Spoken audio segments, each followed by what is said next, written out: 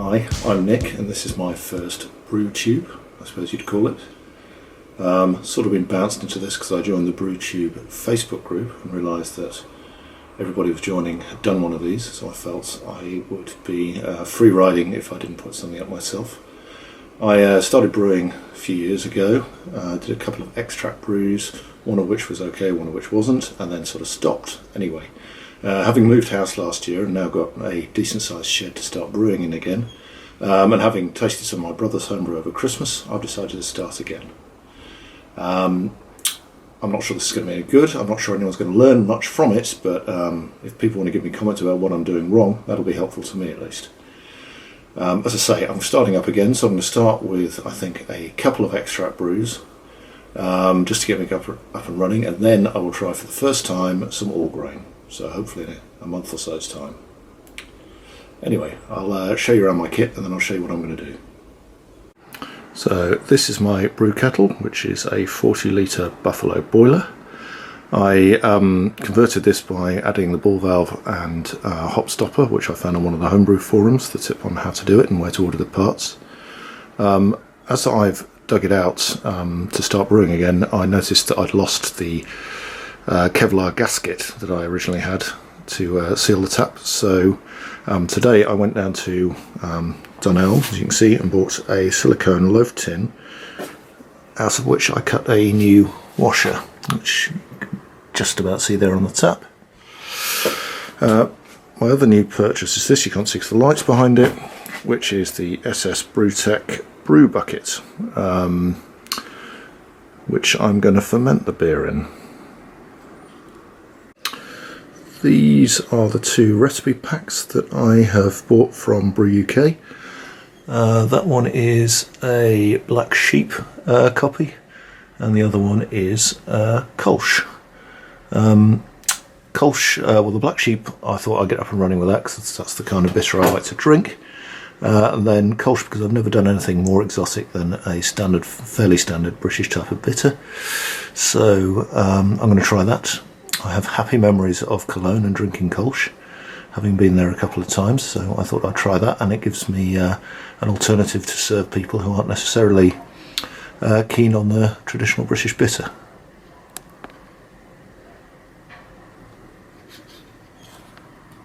Here's a quick look around what is going to be my brew shed. See, I've got various gear there, and then a load of absolute rubbish here, so I need to properly clear this out to get up and running, but for today it will do. I'm going to get this Black Sheep bitter boiling and then fermenting. So I will check back in when I've got the boil on. Okay, that's 27 litres of water in the boiler warming up. When that gets to, I think it's 80 degrees, then I will chuck the grains in to infuse. Change of plan. I just went to get the yeast from out of the house, the Y yeast smack packs, and I found that the London ale yeast that I was going to use for the Black Sheep bitter had already been activated at some point in the past, no idea when. I'm assuming, and it's assumption, that means it's probably no good anymore because it'll have used all the nutrients in the pack and died. So instead I'm switching to the Kolsch recipe first, as the smack pack was fine for that. I have now smacked it and it is sitting in the kitchen warming up and inflating, and I'll be brewing the Kolsch this afternoon. Looking forward to it. Okay, as is traditional, while waiting for the kettle to boil, I'll try a beer. I haven't got any homebrew of my own yet because obviously I've just started again. So I'm going to try this, which is from a local brewery around here, the Bang On Brewery, just opened at the end of last year. In Bridgend, South Wales.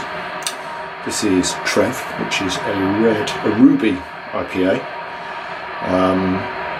So let me just open it.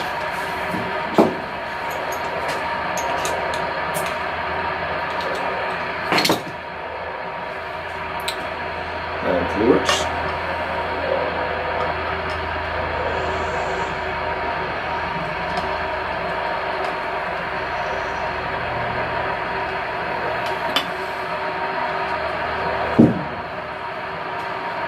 See, Good head on it.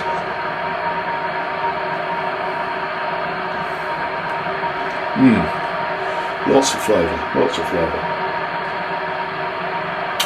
Cheers. Okay, so the water's up to temperature. It's just over 65 degrees centigrade, nearly 70 in fact. So I'm now going to add the grains for steeping. So if I turn the boiler off, just move the lid inside and put the grains in. There they go. Okay, the grains are out and the heat is back on. Bit of colour now there in the water where the grains have steeped. So we'll put that back on until we get back up for the boil. Okay, so the water's up to the boil. So I have added the dried malt extract, or 1 kilo of it, and the first pack of hops. The smell in here is absolutely delicious. Right, 55 minutes before we put the other hops and the rest of the dried malt extract for the last 5 minutes of the boil. Quick updates. It's the last 5 minutes of the boil now. I've got the immersion chiller in there, sterilising the boil. Lots of condensation on the ceiling in here. I need to think about ventilation long term. I've just put the second hop infusion in.